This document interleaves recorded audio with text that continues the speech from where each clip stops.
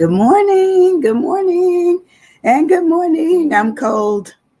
I am cold. I have on my heater, and they said it's supposed to get in the 70s today. It's not there yet. I just checked my thermostat, and I didn't have any heat on, and it said it was 60 in the house. So I'm a little chilly. How are you? What are you doing? What are you doing this morning? Hope you're going to tune in. Today's a good word. We're going to talk about some foolery. I like that word, but that's not the word. But we're going to talk about little foolery and, let's talk about your weekend. What did you do? Did you have anything that made you happy or frustrated you, or you learned something about, you know, made something major that may affect your finances or may affect your disposition for the next, week? What happened? What happened to you? I had a good weekend. I went to a silver seniors gala, and I'm telling you, everybody looked wonderful. We had a good time. They danced. The food was delicious. It was absolutely a wonderful meal. They had an open bar, and all I got was a ginger ale because I'm not really a drinker. But it was just absolutely fun for people over the age of 60. But they had younger people there too. Don't get me wrong. But it was very well attended. The room was full. Everybody looked wonderful. It was formal, and so we all took our best attempt at becoming formal for that event. I remember being cold that night too because it was a little chill in the air, and so I had on several layers. I am a layering somebody. In fact, today I just have on a shawl, a little shawl, a thin one, and a scarf type thing, and just a shirt. But usually I'm much more covered up than this because I'm always cold. But I do have my coffee, and I do have our word for the day, which I think is a really fun word because it's never a word that I knew of. I always thought of the word as being fake, an easy word to understand that everyone, and I guess it was the more popularized word that we all know when something is fake. Um, I want when you come into our room today, or I'll ask throughout this session, if you know of any fake things. I know I'm from New York, so occasionally I'd be in the city, and they always had knockoffs, had fake someplace, where you could go down. In fact, there was a place, and it was down underground, um, where you could find out all of these wonderful. Good morning, Miss Rosie. You're the first in the place this morning. Good morning, my friend. How are you? Good to see you in the space. Today we're talking a little bit about some phony stuff. So the phoniness that I encountered in New York, of course, is that you could always find perfume. Good morning, Calithia. Hi, sweetie. Good morning. Good morning. I could always find, of course, knockoff bags, such as the Dooney and Burks, all of the famous bags that they have out there. The Gucci, the Coach, the whatever, whatever, whatever. I had all of that. Okay. Had all of those bags, and I knew that they weren't, I knew that they weren't real.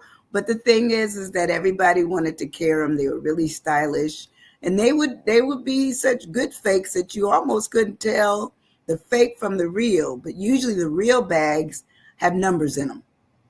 There's a number in there of some sort that you can certainly, trace back to it being its original.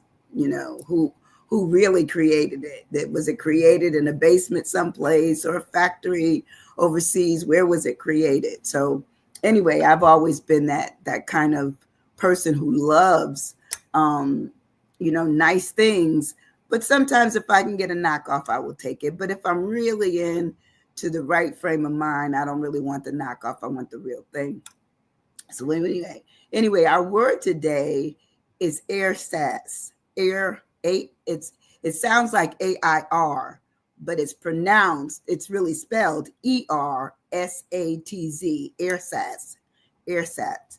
So ERSATZ is our word for today, but it means fake. I'm going to tell you right now, it means fake. And I know right in there, if you had a fake item that you've purchased from anyone, maybe it's on the street, maybe it's some of the stores in town. In fact, there's one over here on 9th Avenue, and it's kind of, in a secluded little place. And I don't know where they get their bags from, but some of them look pretty good, and they have all of the latest styles, of what you may want in a crossbody bag, or maybe you want a duffel type bag for traveling, or a doctor's bag, or, whatever it is, satchel, whatever. And their prices, to me, aren't that cheap. I think they're kind of expensive because some of them may be $45, $65, $35. And I'm thinking, if I'm going to get a fake bag, I really want it to look good so that it doesn't look as fake. Good morning, Ardelia. Today, our word is ERSATZ. It sounds like air and saz, but it's spelled ERSATZ, ERSATZ.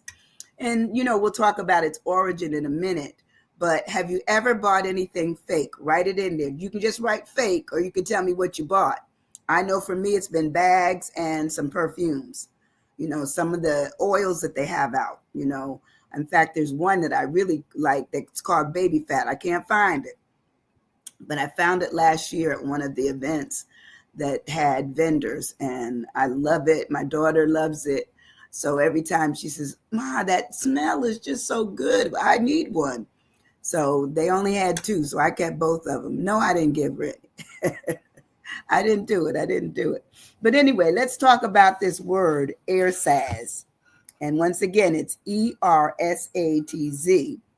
So ERSATZ, it says, is a word. It's been around a while, since World War I, and evidence of ERSATZ in English dates back to the middle 19th century. But the word didn't come into prominence until World War I, borrowed from German, where ERSATZ is a noun meaning substitute.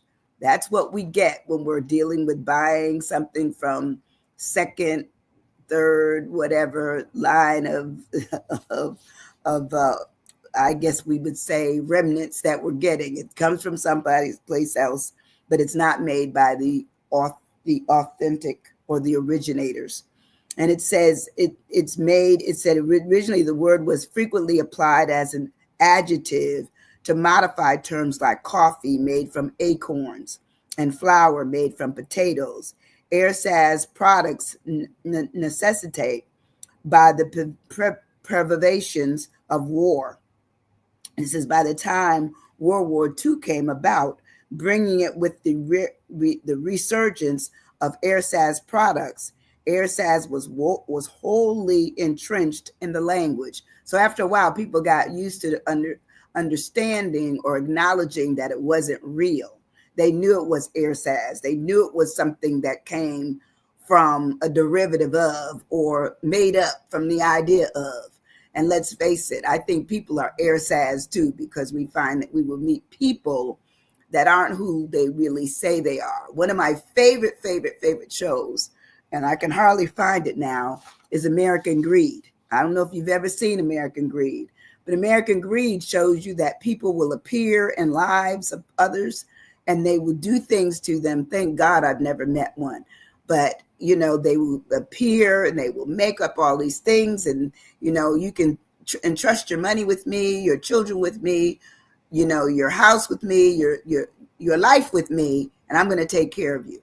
And then they find themselves in a world of self-pity because they really gave up more than what they realized they were giving. That their money was gone, their houses were gone. There may be something that happened to their children or themselves. So it just shows you that people are, they have this quality to have this thing about them where they are not real. There's fakeness about them, as in things that we may be buying from the idea that we wanted what we wanted, but we got whatever we paid for. And sometimes if we're paying really a lot less than what it actually costs, we better consider the possibility that it's a fake or a drop off. But anyway, it says today, ERSATZ describes in any substitute or imitation. Any. So I'm giving you a new word. Any substitute or imitation is considered an ERSATZ, especially when it's inferior to the original. You know, somebody asked me, was I at an event the other day, was I somebody, and I didn't know the name. I said, I don't know them. She says, wow, you look just like them. I said, okay. I said, I'm the real Sandy. I'm the real one. I'm Dr. Winnie, whatever you want to call me, but I am not that other person. I do not know them. I don't know, but they claim that I favor them and sounded like them when I speak. So sometimes you just understand it is what it is. In terms of etymology, it says it is German, you know, from ERSATZ, noun, which is a substitute. So basically it gives us kind of like the same thing. So let's break this word down. Have any of you ever been confronted with or purchased, be honest, of something that you knew it was a knockoff? Me, I told you about my perfume. I think I have one bag. You know, I wasn't really big on the bags because I generally just like a small crossbody bag. I went through my period of needing every big bag there was. And when I lived in Europe, you know, I wanted the real Louis Vuitton, and I had one. My sister, when I graduated with my doctorate, gave me a real Louis Vuitton. And I got to be honest, I hardly ever carry those bags, you know, but occasionally I will. But my preference is just something smaller because I don't have a lot of room on my shoulder. So I don't need all that on me. I don't need it. It says I have a purse that looks real and have argued with people that it was a knockoff. Yes, right back. There's a statement I put on my page this morning that says, and I don't know who made the statement because it shows up as if it's a picture on a wall. And so I don't know who wrote this statement, but it wasn't me. So I'm not taking credit. I'm trying to give credit that I found it on the internet. And it says, it is easier to fool people than you can to let them know that they've been fooled. It's easier to fool them than to let them realize that they've been fooled. You know, just think about that. But this isn't real. I love it. You can't tell me that this isn't real. Okay. So people stop trying to do it. So it's easier to just fool them in the first place, you know, which is scary, you know, because we don't turn around or we don't look on the bottom of things or inside things, or we just feel we're getting something that can't be beat, you know. In fact, I was in the Navy exchange, probably about a month ago, and they have a whole section now of pre-owned Louis Vuittons, and I think it was Gucci, and there might have been another bag there that I didn't know, but you know, the Louis Vuittons were very prominent, you know, and the resale of the Louis Vuitton in the Navy exchange was, I think the one I saw was $1,200 and the other one was $1,100. Well, that's a lot of money. Meaning that the original price was probably about $3,000, you know, and I know those bags are extremely expensive. So you look at what people will do, and, you know, and they say certified authentic, you know, certified pre-owned, like the cars, and certified authentic. So every once in a while, we will find those sites or those places that sell bags or perfume or whatever that people got and didn't want or didn't, you know, or wanted to get rid of. And that's how it comes about. So let's break this word down of ERSATZ. And it says being a usually artificial and inferior substitute or imitation. And a lot of times, you know, you try, just like Ardelia was saying, you try to tell people what it is not real, but people will say, no, that's real. I know it's real. This bag I got, this purse I got, this perfume I'm wearing, whatever. And everything that we like I think they have a tendency to make less of it to make it even more expensive. So, a lot of times when you're looking for things and you can't find them, that will make the value of them go up. And, let's face it, people do it. So when it says being such an appearance is only made with or manufactured from what is usually artificial or simulated. That's what they're doing. They're going to make sure that it looks almost as good as the original, but it isn't.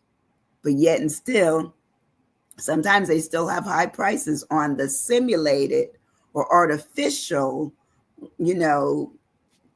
I would say piece that you're buying, even though they realize it's not the original, but you'll take next to the original and still pay a big price for it. So it ends up being fake. It could be synthetic. It could be artificial, simulated, fictitious, a substitute, which it is, and a mock-up, and it's false, and it's moreover imitation. So we live our lives on wondering if we're paying even the things that we're paying for that are cheap. They may even be cheaply made. We still pay the price, whatever as they had on the internet for the longest time, the price is the price. So we end up paying it. But sometimes we are being ripped off and we don't realize it. We'll take the rip off and leave. We don't think about it much. So when we break the word down this morning, it says, my E is for erroneous. Erroneous means containing or characterized by error, mistaken, an assumption. And when we think about things that have been made through this ERSATZ, we must realize that that's not real. That's not the real thing, even though we may be paying for it, even though we may be admiring it, loving it, appreciating it. It doesn't mean or make it any more real than what it was. It wasn't manufactured in a place where the originals were done, but yet and still, there you go. And I think for the longest time, I think if anyone has ever lived overseas, they know what Yadros are. And Yadros, when I was overseas, was the biggest thing. And Yadros they're basically expensive porcelain. And so we would stand online. Yes. Stand online at the various exchanges, be it Spain or be it in Germany or where I was in Italy, just to try to get your hands on a few of these Yadros. And they would have it where you were given a number. So that meant that's when you could go in to pick out from the selections that were available. And if you came back to the States, those things became extremely expensive. Because yes, they were authentic, but then they had other sculptors, artists who would make substandard Yadros, and they would call them other names. But yet and still, most people would look at the colors that they used. They were always like a muted gray and white and those kinds of things. And those were still selling well. They may sell half of the price, but people would kind of say, well, they're like a Yadro. They would say they're like a Yadro. And so people would think that they were getting something valuable. And you couldn't get as much money as you could get as the Yadros. Never. Absolutely never. So erroneous just means false, containing or characterized by mistaken and erroneous assumptions, and given as just false impressions, inaccurate, incorrect, untruthful. There's no truth in it, invalid, unsound, off in terms of the market of itself, and inexact. So usually when you get something that's made by a particular artist or entrepreneur of some sort that's doing something that's so wonderful, you pay for it. You're paying for what they did with that piece, and it may be even art. I mean, how many artists' work has been ripped off as if they were the true artists, and they weren't, but they forged their name. They do everything to make it look like you should be paying them big money for the items that you're purchasing, but they're not real. So we move on in our word of ERSATZ. We look at the R, which it's ER. So the R is reproduction. It's a reproduction. It's not real. It's not the original. It's a reproduction. Reproducing, it's a copy. It says, and it's copied in such a way that it almost looks as good as the original. And so people will pay for a knockoff. They will pay for it. And it says it could be a carbon copy, a clone of something, which means they try to make it as exact as they can. Could be a dummy or a duplicate. It could be, a replica.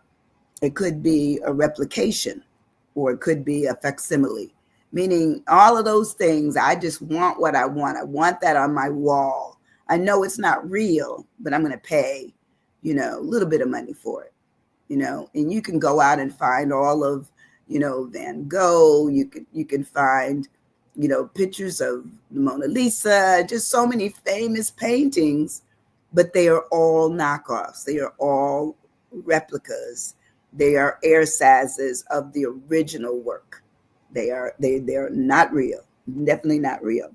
We move on in our word of ERSATZ. We look at substitute, which is the S, E-R-S. Substitute, not the real thing. A person or thing that takes the place or function of another. Now, I've spoken mostly of things, but what about people? Haven't you found that people will portray themselves? That's why I said I love American Greed, because it shows where people portray themselves as being more than what they are. And then you find out that they really have some deep-seated trust things going on where they should not be trusted, and they're not fair, and they're not right with others. They basically do things that make it not only suspicious, but in many instances unlawful. They are in legal toil with you, and you don't even know it. All you're thinking of is like, yeah, they offered me this, I'm going to buy it, or I'm going to buy into something. Look at the people that have bought land. They purchase land that they really don't own. How can you own something that's owned by somebody else? It's impossible. How can you go places and not really have a ticket? That's because somebody, they scammed you. They scammed you. There was an ERSATZ. It was a way to look like everything was fine, but it was not. It was not. So the substitute is a person or thing that takes the place of function as from something else that's another. It says it could be their backup plan. Your misstep, but their backup plan. Their fill-in, their reserve, their sub-replacement, meaning they're telling you a whole bunch of stuff that you believe, only to find out later on that not only was it not true, but it also cost you. It may have cost you your respect. It may have cost you your money. It may have cost you things that you possess. But there was something that went with that verbal connection or that verbal agreement that you made with somebody else. And it says it's a sub, it's a stand-in, and it's a replacement, not just a sub replacement, but an overall replacement. So let's face it, life is full of ways to trip and fall. Not because we want to, but that's because people want us to. They're going to put themselves in a position where they are superior and we are amateur. They're professional and we're like greenhorns. We know nothing. We know nothing, So if if even with financial people, you think it says, well, you should get a financial person to look after your business or to do this and do that. And, one of the things that I've learned over the years is sometimes you have to be your best advocate, because other people may say they're going to do something for you and they rip you off in the process because you're too busy to pay attention. Too busy. I mean, you can look at, I think it's what his name, Teddy Riley went after, he had all of those songs, and he was a producer and a writer and a singer, and had all these people under him, and his business basically almost folded down to the ground because he gave all of his money to a financial person who said, I got you. Don't worry about it. I got everything. You don't have to worry about a thing. And then when he finally realized that he was on the verge of complete collapse, he paid attention. He says, because this person came in and was kind-hearted and said, you don't have to worry about a thing. I'll do everything for you. And I'm saying sometimes you need not just a seeing eye dog, but you need to be the dog that's seeing the eyes of what others people are seeing. No, I need to see it myself. I need to know. And if there's too much going on, then I'm going to get a second opinion like you do with your medical stuff. Second opinion. Have any of you ever had a second opinion on your finances?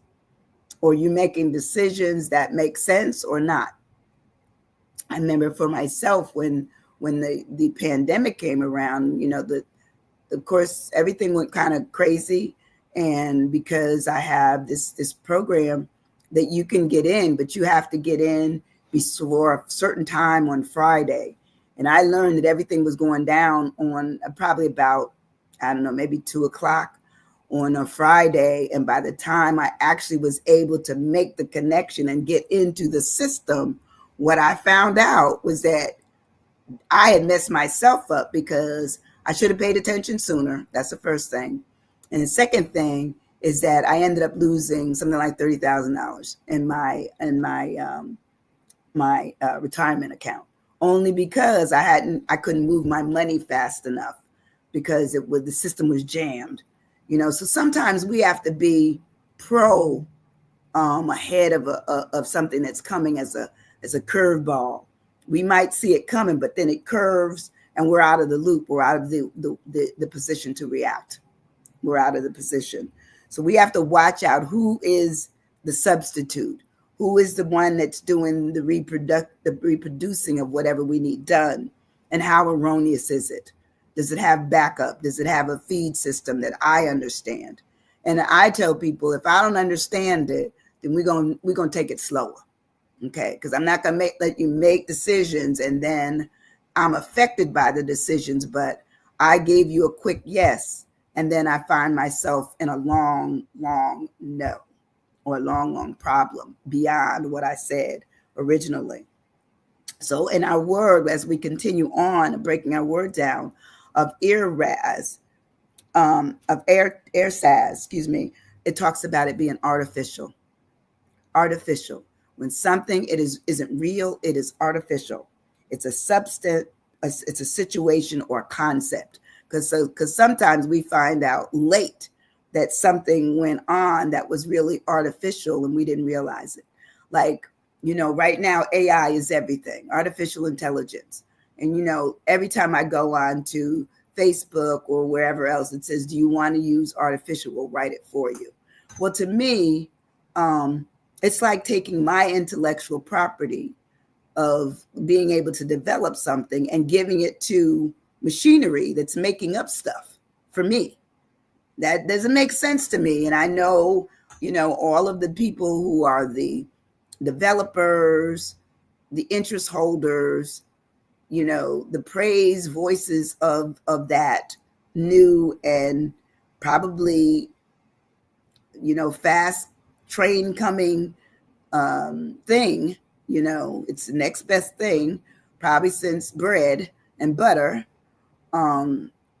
You can't stop it, but you have to ask yourself, when does integrity set in? When do you really, are you really in a position to continue to making your own thoughts? I think it's probably fine for somebody who's no longer thinking much and needs somebody to say something for them. But my prayer is that as long as God has given me a brain and an ability, I want to use my brain and my abilities to make decisions that affect me. I don't want to make it where the artificial voice of me speaks. So it says artificial, a situation or a concept not existing naturally. So this is is not a natural thing that they're going to let happen. Not going to let, that is happening. So artificial means it's synthetic, it's false, it's a pseudo, it's bogus, it could be a sham, fabricated, meaning they've made it up. It's a replica of the real thing, meaning they're giving you a voice that you did not use. It just gave, and then they say they can copy your voice. So, you also have to worry about, well, so if technology is so good and it's free willy and nilly out on the internet, what will he eventually have? Who's really telling the truth? ERSATZ. Okay. ERSATZ. Think about it. So reproduction, pretending, all of those things pretty much speak to artificial. Artificial. I'm concerned. I'm gonna tell you, as an educator, I'm concerned because education has always been that the person, the individual, comes up with their concepts, their ideas, their way forward, their projecting information in the world. So if it gets to the point where we're really not in control and artificial intelligence and machinery is in control, we have to ask ourselves, where do we stand? Who are we? Are we preparing for, machinery, just talking to machinery, and we're just there as, consumers, consumers of the information we hear, not that we gave it, but consumers of the information we hear because that's all we get. That's what we get. We don't get an opportunity to speak for ourselves. Don't know. My T is for trumped up. And trumped up says it's fraudulently connected. It's spurious. It's a facsimile. It's fake sham. It's mock. It's contrived. It's fabricated, and it is artificial. So, we and I'm not making this connection to, a president. That's his name. But this, in this instance, breaks down the word trumped up. And trumped up just talks about the fact that there was no realness to it. We've connected to it, but it wasn't real. It was fabricated. It was a mockery of whatever. And we end up being subjected to things that are not real. The longer I live and the more ideas I have in my head, I get concerned about the younger people who will use that, as a form of communication. And it's not really their voice. It may start out as sounding like them, but in terms of the concept, something that's conceptual, something that's conceived, it's in you. The conception can be a machinery, but they're allowing it to happen. Say, well, look, I remember when I was writing a paper and my professors could say, well, we can go and look and find out if this is plagiarized. We can figure that out. Plagiarism, we have that fact check capability. But if they no longer will support fact checking and people will just have a free will to say anything that they want to say, not from them, but through the machinery of AI, you have to concern yourself, So ERSATZ is real, okay? It's the real attempt of making sure that we lose the voices that we have and we pay attention to the fakeness. They always talked about fake news. Now you got to ask yourself, how do you discern what is fake, what's real? How will people know that you're telling the truth? And if we get more and more and more into machinery, then you have to also ask yourself, am I really talking to you or am I talking to a machine? Never know. You just never know. And my Z, as I get to a close, this is a cool lesson. This was a lesson for me. Because I'm learning right along with you. This is one of my things I do to keep my brain healthy. Because I teach myself new stuff every day. Something. At least one thing, and sometimes maybe two or three.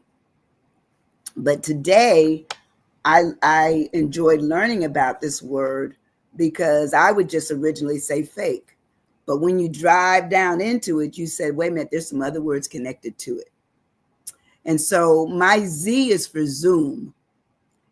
If you look at all the things that are going on, there's fast movement going around us, fast, a lot of information, the TV, the radio, even everything has a commercial to it, and we're losing sight and sound of the ability to communicate just as I'm trying to do. And so I concern myself for the Zoom that's coming, because I believe that we're just tipping, not even tipping over, but just tipping into, our toe isn't even in the water, but we realize that something is happening, something beyond us, something above us. And if we don't pay attention, it will be something that consumes us, takes us all in, So when I look at Zoom, I said, wow, that's my Z today, used to express sudden and fast movement. And I believe some of us we're in slow motion, because even those of us who do not, what I would say, interact much on social media has become the platform of communication. So even if you don't deal with it, it's dealing in your absence. So, they had that whole thing about being left behind when it came to education. This is another one of those moments. I must stay abreast, as long as I'm here, of what's going on in the world and how it affects my life, how it affects me. So I must look at this whole thing, this concept of ERSATZ and what ERSATZ, and what it means with that. What does it mean? It means there's a zooming effect coming in on us, whether we know it or not. It is there. It's fast. It's hard. And it's coming in. And it said it may be bizarre. It may be a whip effect. It may be a hum. It may be a whiz. It may be a bumble, almost like a bumblebee, meaning it's just circling around us. But if we don't pay attention, our ERSATZ becomes their world, that world, it world, but a world that we're just in, okay, but barely understanding that we have a voice, because our voices are being taken by machinery, by those who control everything anyway, either with their money or with their positions, And I always remember, forming this concept years and years ago, that you can never, ever, change people. They have to change. You can't change them. Can't change people. You can't change positions. You can't change power. Okay. You can't do it. You can't. So you have to look at things in the real. And the real is we have to pay attention. We have to be our own voices. We have to speak when we're expected to speak, and listen. We're supposed to listen, but pay attention to enough to know when you're being, shut down, and when you need to be vocal. Thank you for sharing this information. It is good stuff. A good day. Stay almost at the things that is going on in the world. Learning something new every day. You have to. Thank you so much, Adelia. You have to learn something new every day. Because as we get older, I always try to tell my young people when I'm talking to them, what, 30, 29, 25, 21 all look good. But eventually that 30, 31, 20, 39, I said it's going to change till you be maybe 71 and 89. And I said, because people are living longer. So you have to figure out, do I stop living at my 50th? Do I stop living at my 61st? No, you got to live until you can live no more, till you are out of here. But you have to pay attention to learning, because it's the only thing that will continue to keep you in stride for today that leads into your tomorrow. That's all I have for today. I love you guys. I appreciate you all for stopping in today. Remember the word, look it up yourself. It's ER. You know how to spell it? Spell it out for me. ERSATZ. ERSATZ. ERSATZ. That's it. I love you guys. Listen, hit the share button. Let this be shared, okay? No money here, but share it, share it, share it. And I'll see you on Wednesday, and we'll have another word to bring you, okay? And ask yourself, are you stuck? Sometimes we all get stuck, but we don't have to. We can learn something new every day and be on top of what it is we need to know now. I'll see you soon. Thank you so much. Bye-bye.